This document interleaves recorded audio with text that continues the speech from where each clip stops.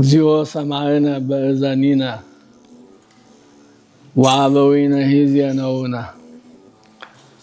ብፁዕ አባታችን አቡነ አብርሃም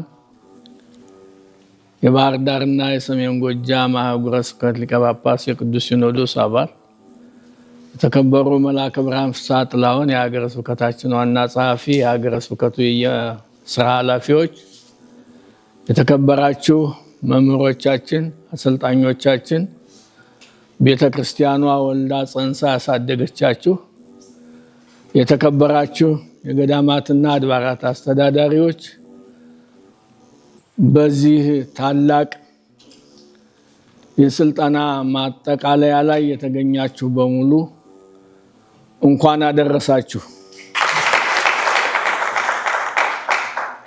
ነብዩ ዳዊትም እንደተናገረው ወአበዊነ ሂዜነውነ፣ ወንድሞቻችን አባቶቻችን ነገሩን፣ አስተማሩን፣ አሰለጠኑን፣ መንገዱን መሩን፣ እኛም ሰማን። መስማት ብቻ ሳይሆን ልብ አድርገን የአቋም መግለጫ ማውጥተን የቤተ ክርስቲያናችንን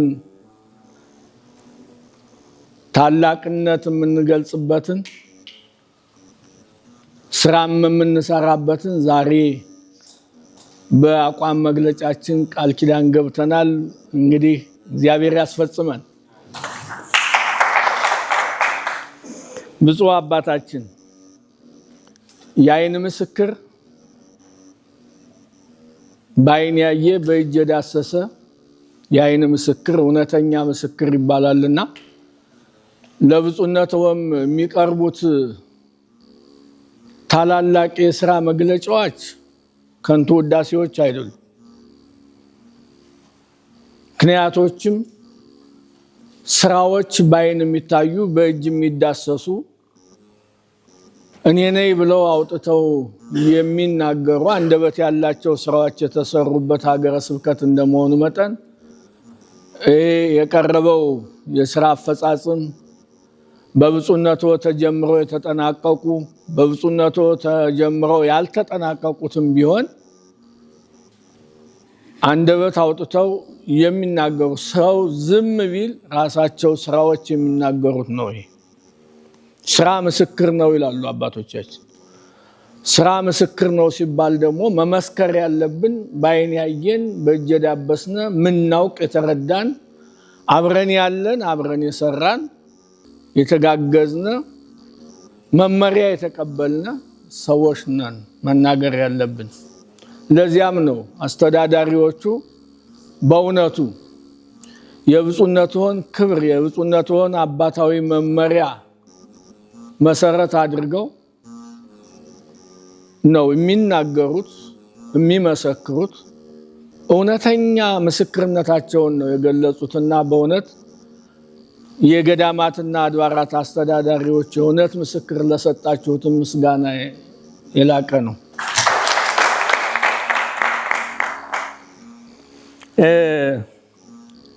ቤተ ክርስቲያኗ ችግር ፈጥራ አታውቅም። ጥንታዊቷ ታሪካዊቷ ዓለም የሚያውቃት ዓለም የሚመሰክርላት ዓለም የሚናገርላት በማህፀኗ ትላልቅ ሊቃውንት ያሏት የጥበብ የአእምሮ ቤት የሆነች ቤተ ክርስቲያናችን አንዳችም ቀን ችግር ፈጥራ አታውቅም። ሰዎች በሚፈጥሩት ችግር ወደ ቤተ ክርስቲያን ተወስዶ የቤተ ክርስቲያን ችግር ይሉታል። የግለሰቦች ችግር ተብሎ መባል ሲገባ የቤተ ክርስቲያን ችግር ተብሎ ይወራል። ወሬ ነው። እውነተኞች ጥበበኞች አስተዋዮች ሰዎች ደግሞ ቤተ ክርስቲያኗ ችግር እንደማትፈጥር እንደናንተ ያሉ አባቶች ሊቃውንት መምህራን አሰልጣኞቻችንም ይህንን በደንብ ጠንቅቀው ያውቁታል። ቤተ ክርስቲያናችን ችግር ፈጥራ እንደማታውቅ ዓለም ያውቃል። ዓለምን ያስተማረች የጥበብ የአእምሮ እናት የልማት እናት በዚያውም ላይ ወልዳ ጸንሳ በጥበብ ያሳደገች ብፁዕ አባታችን አቡነ አብርሃም ሌሎችንም ሊቃነ ጳጳሳት በሚገባ ያስተማረች ለዚህ ያበቃች ቤተክርስቲያን ናት። ስለዚህ ግለሰቦቹ በሚፈጥሩት ችግር የቤተክርስቲያን ችግር ተብሎ አንዳንዶቹ ሰዎች በዘመኑ መግለጫ ሲሰጡ እናያለን። ይህ ስህተት ነው። ይህ ሊታረም ይገባል። ግለሰቦች እንጂ የሚፈጥሩት ችግሩን ቤተክርስቲያኑ አለመሆኑ፣ ቤተክርስቲያኗ ክብርት ልዕልት መሆኗን መግለጽ በዚህ አደባባይ የኃላፊነትም ጭምር ስለሆነ ነው። ስልጠና ዓለም የሚያውቀው ነው። ልተረጉምላችሁ አልችልም። ዓለም የሚተዳደረው በስልጠና ነው። የዓለም መሪዎች በስልጠና እየታገዙ ዓለምን ይመራሉ። ለዚያ ነው እናንተ አሁን መድረኩን ይዛችሁ አሰልጥኑ ብትባሉ ሁላችሁም አሰልጣኞች ትሆናላችሁ።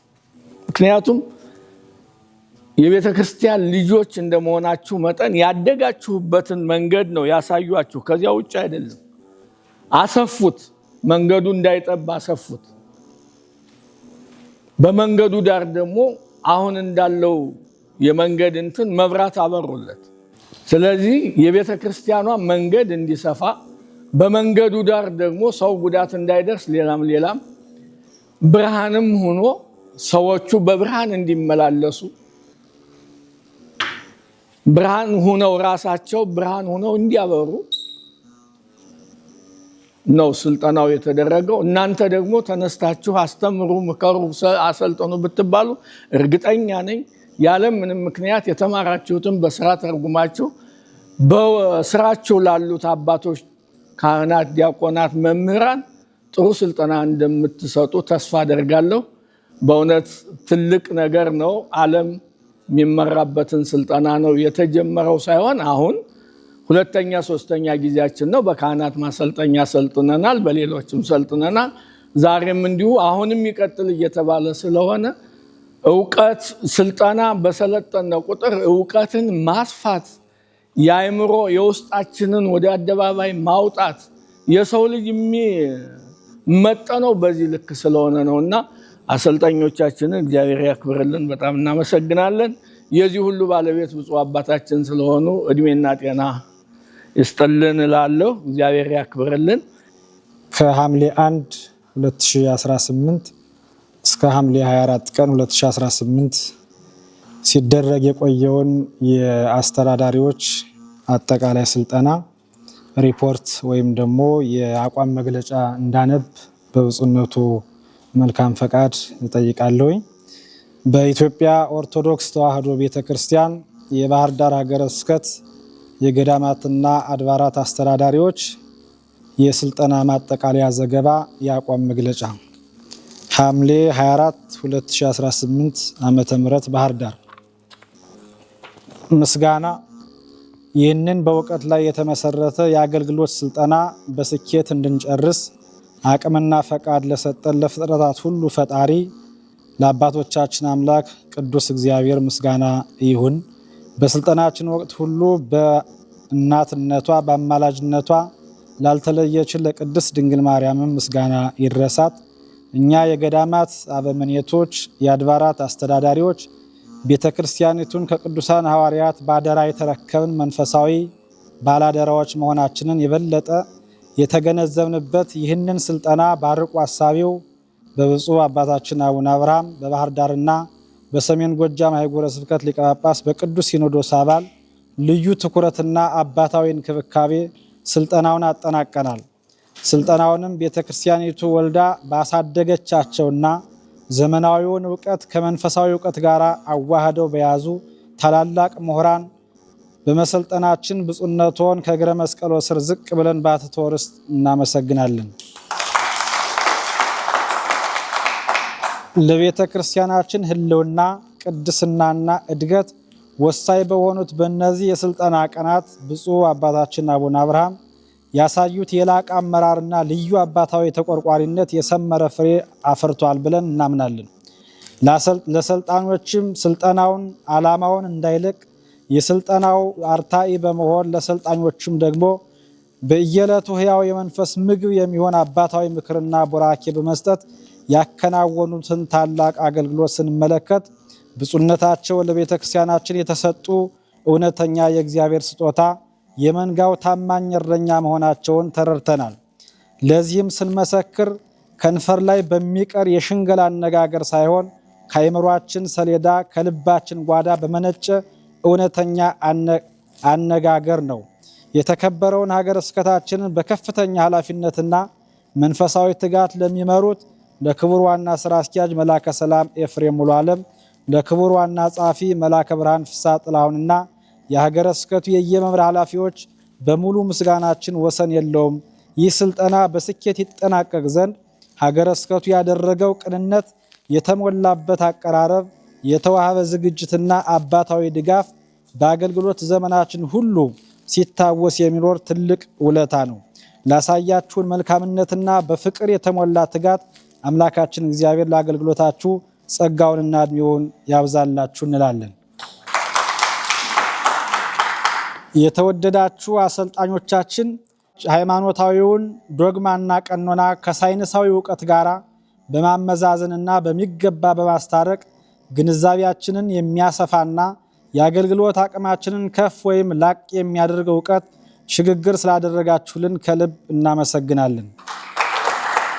መግቢያ ስልጠናውን ያዘጋጀው የተከበረው ታላቁ የባህር ዳር ሀገረ ስብከት በታላቁ የሰላም አባት በብፁዕ አቡነ አብርሃም አባታዊ ትእዛዝና መመሪያ ሰጭነት ነው። ሰልጣኞቹ በባህር ዳር ሀገረ ስብከት የሚገኙ የገዳማት አበምኔቶች እና የአድባራት አስተዳዳሪዎች ሲሆኑ ብዛታቸውም ከ53 በላይ ነው። ስልጠናው የተከናወነው ከሐምሌ 1 2018 እስከ ሐምሌ 24 2018 ለተከታታይ 24 ቀናት ነው። አርቆ አሳቢው ብፁዕ አባታችን አቡነ አብርሃም የባህር ዳርና የሰሜን ጎጃም ሀገረ ስብከት ሊቀ ጳጳስ የቅዱስ ሲኖዶስ አባል በስልጠናው የመግቢያ ንግግራቸው ላይ ወኩኖሙ አርአያ ወአምሳለ ለኩሎም በምግባረ ሰናይ ወይኩን ነገርከ ወትምህርትከ በንጽ ቲቶ 2:7 የሚቃወም ሰው ስለኛ የሚናገረውን መጥፎ ነገር ሲያጣ እንዲያፍር በነገር ሁሉ መልካምን በማድረግ ምሳሌ የሚሆን ስራህን አሳይ፣ በትምህርትህም ደህንነትህን፣ ጭምትነትህን፣ ጤናማና የማይነቀፍ ንግግርህን ግለጥ ብሎ ሐዋርያው ቅዱስ ጳውሎስ ለመንፈስ ቅዱስ ልጁ ለቲቶ የነገረውን ሐዋርያዊ ትምህርትና መመሪያ መነሻ በማድረግ ሐሳቡን የስልጠናው መሪ ራስ አድርገው አባታዊ መልእክታቸውን የመንፈስ ቅዱስ ልጆቻቸው እኛ ለምእመናን አርአያ የሚሆን ተግባር ተኮር ስራ እንድንሰራ አስገንዝበው ራሳቸው በአካል ባሉበት የአባቶቻችንን አምላክ እግዚአብሔር ወዶና ፈቅዶ ስልጠናው እንዲጀመር ሆኗል። የስልጠናው ይዘቶች በዚህ የስልጠና ቆይታ ውስጥ መወያ የሆኑ ዘንድ የቀረቡት የሚከተሉት 6 አበይት ርዕሶች ሲሆኑ እነሱም አንደኛ የቤተ ክርስቲያን የአመራር ጥበብ፣ ሁለተኛ ክብረ ክህነት፣ ሶስተኛ ስርዓተ ቤተ ክርስቲያን የመገናኛ ብዙሃን ምንነት አጠቃቀምና ተጽዕኖ፣ አራተኛ የቴክኖሎጂን እድገት አስቀድመን ካለመረዳትና ስለመከላከል የተነሳ ሊያመጣ ስለሚችለው ጥቅምና ጉዳት፣ 5 በመጽሐፍ ቅዱስ ጥናት ስለ አበው ሕይወት ታዛዥነትና ምሳሌነት፣ ፍጹም የእግዚአብሔር ሰውነት፣ ታማኝነትና አርያነት፣ 6 ኦርቶዶክሳዊ ተዋህዶ ቤተክርስቲያናችን ከአሃት አብያተ ክርስቲያናት ጋር ስላላት አንድነትና ልዩነት ወዘተርፈ የመሳሰሉት ናቸው። የስልጠናው ዋና ዋና ዓላማዎች ስልጠናው የሚከተሉትን መሰረታዊ ዓላማዎች ከግብ ለማድረስ የተዘጋጀ ነው። 1 በባህር ዳር ሀገረ ስብከት የሚገኙ ገዳማትና አድባራት ከባህላዊና ልማዳዊ አሰራር ወጥተው ግልጽነትንና ፍትሐዊነትን ገንዘብ ያደረገ መንፈሳዊ የአመራር ጥበብን ተጎናጽፈው ለዘመኑ የሚመጥኑ ጠንካራ ተቋም እንዲሆኑ ማስቻል። 2 በዘመናችን በተከሰቱ ማህበራዊና መንፈሳዊ ፈተናዎች ውስጥ የክብረ ክህነት ቅድስና ተጠብቆ ቤተክርስቲያኒቱ በምዕመናን ዘንድ ያላትን መንፈሳዊ ተአማኒነትና የአባትነት ከፍታ ጽንታ እንድትቀጥል ማድረግ። 3 ቤተክርስቲያኒቱ ወደ ኋላ እንዳትቀር ሃይማኖታዊ ትውፊቷ፣ ስርዓቷ፣ ምስጢሯና ክብሯ ሳይጣስ ወንጌልን ለዓለም ከማዳረስና ታሪክን ከማስጠበቅ አንጻር የዲጂታል ዘመን አቅምን ከፍ ማድረግ። 4 ከአበው አባቶቻችን ታሪክና ተጋድሎ በተወረሰ አስተዳደራዊ ጥበብ ዘመን ወለድ አስተሳሰቦችን በመቋቋም ጽኑ ተተኪ ትውልድ ማፍራት። 5 ቤተክርስቲያኒቱ ከአሃት አብያተ ክርስቲያናት ጋር ያላትን ታሪካዊና ሃይማኖታዊ አንድነት በማጎልበት ራሷን ጠብቃ በዓለም አቀፍ ደረጃ ከፍ እንድትል ብላ እንድትታይ ማድረግ ሲሆን ለዚህም ዓላማና ግብ የሚከተሉትን የአቋም መግለጫ እናቀርባለን። የአቋም መግለጫ እኛ በስልጠናው የተሳተፍን የባህር ዳር ሀገረ ስብከት የገዳማትና የአድባራት አስተዳዳሪዎች ከተሰጡን መንፈሳዊ ታሪካዊና አስተዳደራዊ ስልጠናዎች በመነሳት የቤተ ክርስቲያናችንን ቅድስና ስርዓትና አደራ ለመጠበቅ እንዲሁም የታዩ ክፍተቶችን ለማረም በአንድነት ተስማምተናል። ከተራ ቁጥር 1 እስከ 21 የአቋም መግለጫዎችንም አውጥተናል። 1. ቤተ ክርስቲያናችን የሀገሪቱ የፊደል የጥበብና የታሪክ መዛግብት ግምጃ ቤት በመሆኗ በስራችን ባሉ ገዳማትና አድባራት የሚገኙ ጥንታዊ ብራናዎችን፣ ቅርሶችንና ታሪካዊ ቦታዎችን ከጥፋት ከዘረፋና ከብልሽት የመጠበቅ ለተተኪው ትውልድ የማስተላለፍ ኃላፊነታችንን በጥንቃቄ እንወጣለን። 2. ቤተ ክርስቲያናችን የሰላም እናት ናት። ስለዚህም በቤተ ክርስቲያን ውስጥ ወንድማማችነትን የሚሸረሽሩ ክስተቶችን በምክክር እንፈታለን። 3.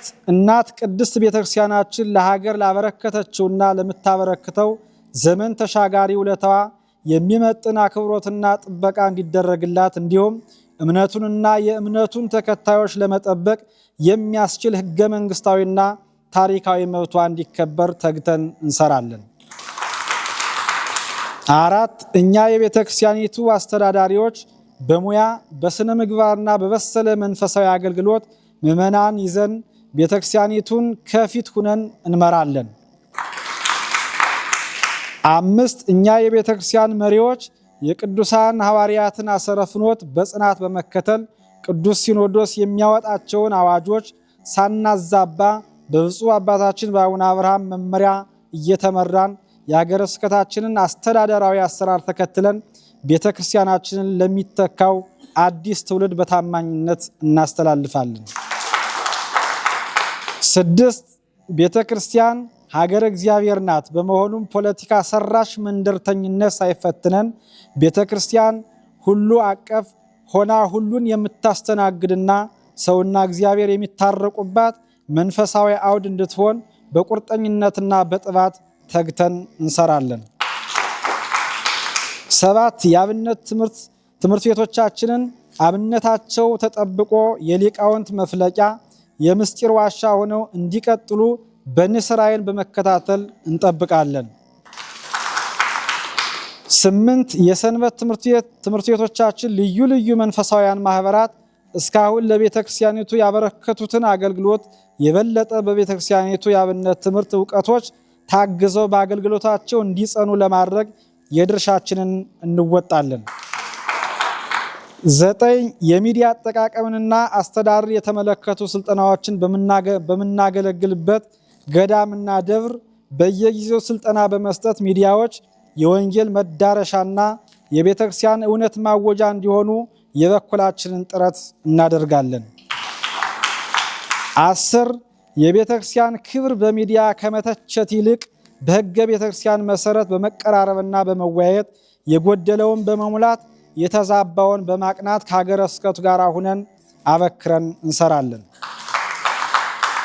11. ከስልጠናው እንደተማርነው ሰውን እኩል ማስደሰት ባይቻልም እኩል ማየት ግን ይቻላል። ከዚህ አንጻር በአስተዳደራዊ ጉዳዮች ላይ ሁሉንም እኩል ለማየት አልመን እንሰራለን። 12. በትናንት ያልተመሰረተ ዛሬ እንደሌለ ሁሉ በዛሬ ላይ ያልተመሰረተ ነገም የለም። ከዚህ አኳያ በዛሬ መነጽርነት ነገን ዛሬ ላይ አውጥተን የነገዋን ቤተ ክርስቲያን የሚረከብ ትውልድ ለመቅረጽ ዛሬ ላይ ጠንክረን እንሰራለን። 13. የራስን ጥሎ የሌላን አንጠልጥሎ እንዲሉ ወደ ቤተ ክርስቲያናችን በስርዓት የገቡ ወፍ ዘራሽ ስርዓቶችን ማለትም ሃይማኖታዊ ውበት የተነፈገውን የከበሮ አመታትና የቅኔ ኪነ ጥበባዊ ለዛውን የተቀማ የቅኔ አቀራረብን ወዘተርፈ ከያሬዳውያን ጋር ሁነን እንዲታረሙ እንዲስተካከሉ እናደርጋለን። 14 እኛ የገዳማትና የአድባራት አስተዳዳሪዎች በቤተክርስቲያን አገልግሎት ውስጥ የሚታዩ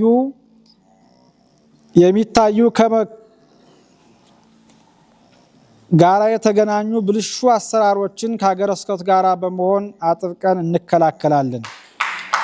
ቤተክርስቲያን የጸሎት ቤት ናት። ስለዚህም ወደ ቤተክርስቲያን ስንገባ ስልክ ባለመጠቀም ለህዝቡ ለምንመራው ህዝብና ምሳሌ አርአያ ለመሆንም ምዕመናን ለማስተማር ወስነን ተነስተናል። 16 ያለ ሀገረ ስብከቱ ህጋዊ ዕውቅናና ፈቃድ አካባቢን፣ ጎጥን፣ መንደርን ወዘተርፈ መሰረት አድርገው በሚደራጁ ማንኛቸውም ማለትም በዳዊት ማህበር ስም ማህበራትን በሌሎቹም ማህበራት እንቅስቃሴዎችና በውስጣቸው በሚሳተፉ መምህራን፣ አስተዳዳሪዎች፣ ካህናት፣ ዲያቆናት ላይ ያለልን የጸና ተቃውሞ እያረጋገጥን ድርጊቱንም በጽኑ እናወግዛለን። 17 በመፍትሔ ሥራይና በተለያዩ ያልተረጋገጡ የፈውስ ሰበቦች ምዕመናንን የሚያታልሉ ሐሰተኛ መምህራንንና ህገወጥ አጥማቂዎችን በጽኑ እንቃወማለን።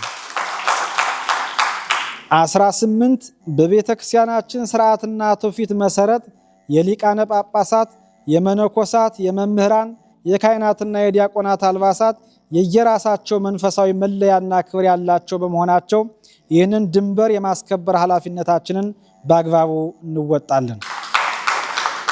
19 የቤተ ክርስቲያን ምስረታ በሊቀ ጳጳሱ መንፈሳዊ ስልጣንና መሪነት ብቻ የሚከናወን ቀኖናዊ ስርዓት መሆኑን በማመን ለቤተ ክርስቲያኗ መዋቅር እንገዛለን።